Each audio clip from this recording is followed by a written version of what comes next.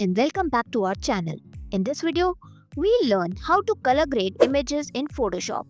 So let's open Photoshop and see how it's done.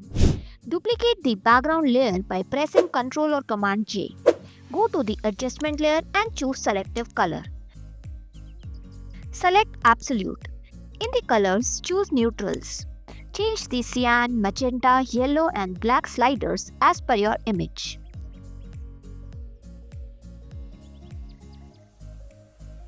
Similarly, change the reds, yellows and black as per the color you want in your picture.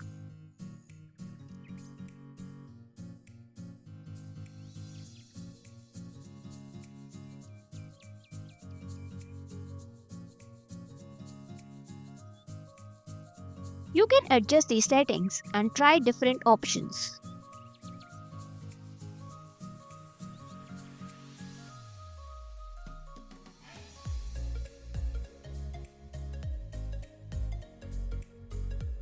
And there we have an amazing color grading added to our image. If you find this video helpful, don't forget to like, subscribe and hit that notification bell for more such content. Thanks for watching.